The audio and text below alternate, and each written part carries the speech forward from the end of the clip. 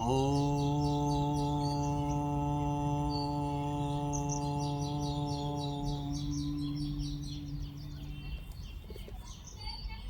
जय श्री कृष्णा। सर्वप्रथम मैं आपको योग के बारे में संक्षिप्त जानकारियाँ देना चाहूँगा। मालिक ने जो थोड़ी बहुत ज्ञान मुझे दिया है योग से संबंधित, मैं आप लोगों के साथ शेयर करना चाहूँगा। आज एनवायरनमेंट में चारों तरफ घातक और विषैली गैसेस प्रदूषण के द्वारा पूरा पर्यावरण, पूरा वातावरण प्रदूषित होता जा रहा है। ऐसे में हमारा श्वास लेना बहुत ही प्रॉब्लमेटिक हो सकता है, समस्यात्मक हमारे लिए साबित हो सकता है।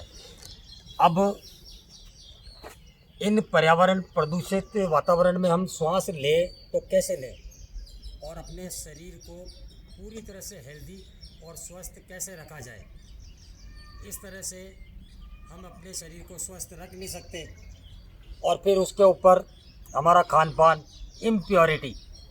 इम्प्योर खाना, जंक फूड, ऑयली फूड, तेज़ गरम मसाले, तेज़ मिर्ची, तो वो हमारे जीभ के स्वाद के कारण हम ऐसा कर जाते हैं। जीभ अपना मज़ा लेके वापस अंदर जाके शांत बैठ जाती है और परेशानियां हमारे शरीर को भुगतनी पड़ती है। योगी बनो, निरोगी बनो, खुद के लिए, परिवार के लिए, समाज के लिए और राष्ट्र के लिए उपयोगी बनो।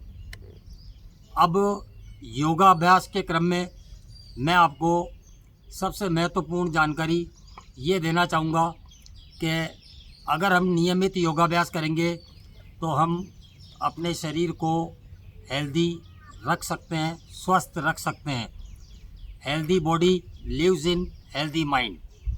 अब योगाभ्यास के क्रम में और इसमें एक बात और बताना चाहूँगा कि अगर हम नियमित योगाभ्यास करते हैं तो हमारे मेटाबॉलिज्म को बढ़ाता है, कार्य क्षमता को बढ़ाता है, इम्यूनिटी को बढ़ाता है और रेस्पिरेटरी सिस्टम स्ट्रॉन्ग करता है। तो हमारे पास जब हमारी रेस्पिरेटरी स्ट्रॉन्ग होगी, इम्यूनिटी स्ट्रॉन्ग होगी और हमारी मेटाबॉलिज्म करने की क्षमता, कार्य क्षमता बढ़ जाएगी, मेटाबॉलिज्म बढ़ जाएगा, तो हमारे पास, मैं नहीं समझता किसी भी प्रकार का रोग, चाहे वो छोटा हो चाहे वो बड़ा हो, हमारे नज़दीक आ सकता है। अगर नियमित योगाभ्यास करेंगे तो हम निश्चिंत होकर खुशीपूर्वक अपना जीवन यापन करेंगे। और सबसे बड़ी बात यह है कि योगाभ्यास के छोटी से छोटी बीमारी, बड़ी से बड़ी बीमारी नियमित प्रॉपर टाइम के साथ, नियमितता के साथ, एकाग्रचित होकर और परफेक्शन के साथ, पूरे मेथड के साथ किए गए योगाभ्यास हमें बहुत ज़्यादा लाभदायक होंगे, बेनिफिशियल होंगे। और इस योगाभ्यास के दौरान हमें इस बात का ध्यान देना चाहिए कि हम केवल योगाभ्यास करते हैं, इसका मतलब हमको स्वस्थ रहने का सर्टिफिकेट नहीं मिल गया है। इसमें हमको दूसरी चीज़ों का भी ध्यान रखना पड़ेगा, खान पान का, सात्विक आहार, बैलेंस्ड डाइट, बैलेंस्ड लाइफ, सात्विक जीवन। हमें अपने जीवन को सात्विकता के साथ भी जीना पड़ेगा। केवल योगाभ्यास कर लिया इसका मतलब ये नहीं है कि हम पूर्णतः स्वस्थ हो गए। हमें अपनी दैनिक दिनचर्या में खान पान का भी विशेष ध्यान रखना पड़ेगा, क्योंकि कोई भी बीमारी हमारी पेट से ही स्टार्ट होती है, फिर वो पेट की गड़बड़ से नई बीमारियों को जन्म देती है। अब पेट की गड़बड़, हमारे खाने पीने का शेड्यूल प्रॉपर नहीं होता है। अब पेट अगर अपसेट होगा तो माइंड अपसेट होगा, थॉट अपसेट होगी, हमारी फीलिंग्स अपसेट होगी। इसलिए पेट का सेट होना बहुत ज़रूरी है और पेट की बीमारियों के कारण ही हमें दूसरे रोग पनपते जाते हैं, आगे से आगे नई बीमारियां पैदा होती जाती है। तो हमें अपने पेट का भी विशेष ध्यान रखना पड़ेगा। पेट हमारा शरीर का बहुत ही महत्वपूर्ण पार्ट है, सेंटर पॉइंट है। अगर हमारा पेट सेट है तो हम सेट हैं। अब मैं आपको योगा के क्रम में सबसे पहले भस्त्रिका प्राणायाम बताने जाऊंगा। अब इसके लिए मैं आपको बता दूं, कोई भी योगाभ्यास प्राणायाम अगर हम करते हैं तो 3 आसन में कर सकते हैं। अभी मैं जिस मुद्रा में बैठा हूँ, सिद्धासन की मुद्रा में बैठा हूँ, और या तो सिद्धासन की मुद्रा में प्राणायाम कर सकते हैं, इंडेक्स फिंगर और थंब को मिला के ध्यान मुद्रा में कमर सीधी करके, और या फिर जैसे हम पालकती लगा के बैठते हैं, इसको बोलते हैं सुखासन। इसमें भी हम प्राणायाम का अभ्यास कर सकते हैं। और तीसरा हमारा पद्मासन की मुद्रा होती है। पद्मासन की मुद्रा में हम किसी भी प्राणायाम का अभ्यास कर सकते हैं और कमर सीधी, ध्यान एकाग्रचित्त। अब भस्त्रिका प्राणायाम का हम कम से कम 10 से 15 मिनट तक इसका अभ्यास कर सकते हैं और धीमे धीमे अभ्यास को बढ़ा के आधा घंटा 1 घंटे तक कर सकते हैं।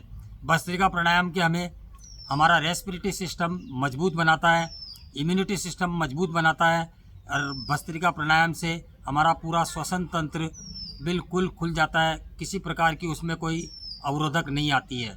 भस्त्रिका प्राणायाम करने का तरीका, गहरी लंबी सांस अंदर लेंगे और गहरी लंबी सांस बाहर छोड़ेंगे।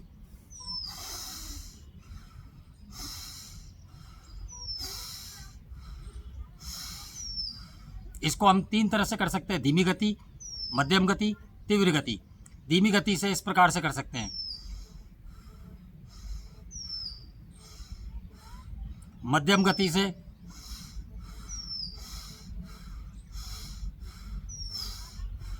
और तीव्र गति से अपने सामर्थ्य अनुसार, लेकिन इस बात का ध्यान रखना है, अपने सामर्थ्य अनुसार हम मध्यम गति, तीव्र गति और धीमी गति का चयन कर सकते हैं। अब तीव्र गति से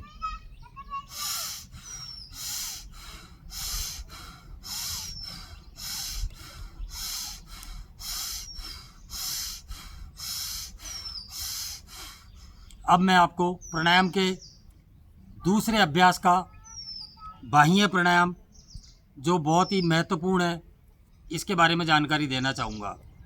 बाह्य प्राणायाम का अभ्यास हम 3 बार, 5 बार, 7 बार, 11 बार कर सकते हैं। इस प्राणायाम को करने से सबसे महत्वपूर्ण बात यह है, महिलाओं के लिए बहुत ही उपयोगी है।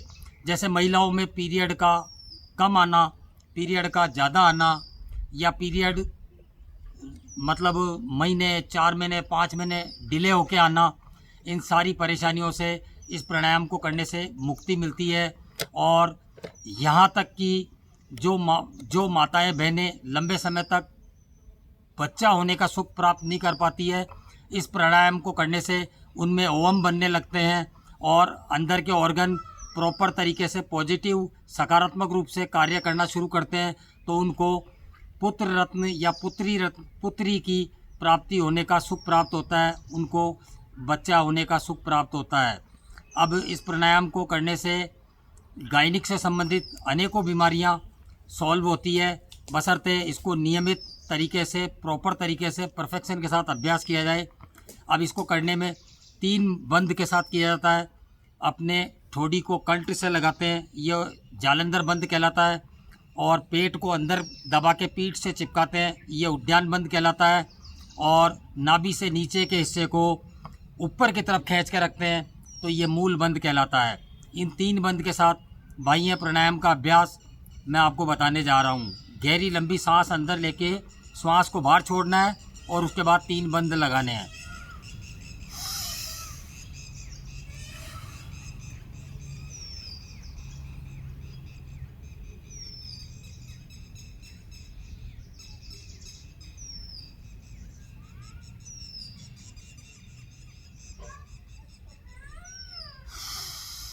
इस तरह से अपने सामर्थ्य अनुसार श्वास को रोक के बाहर छोड़ के रखना है, अपने सामर्थ्य अनुसार। एक बार फिर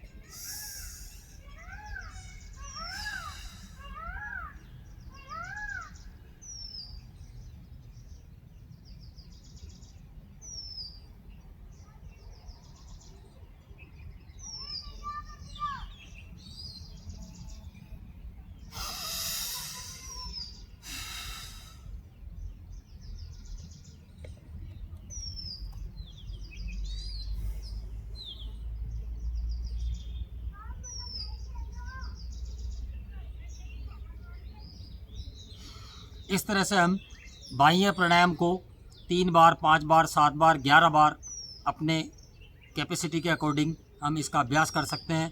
तो हमारे, और इसमें एक इम्पोर्टेंट बात और है,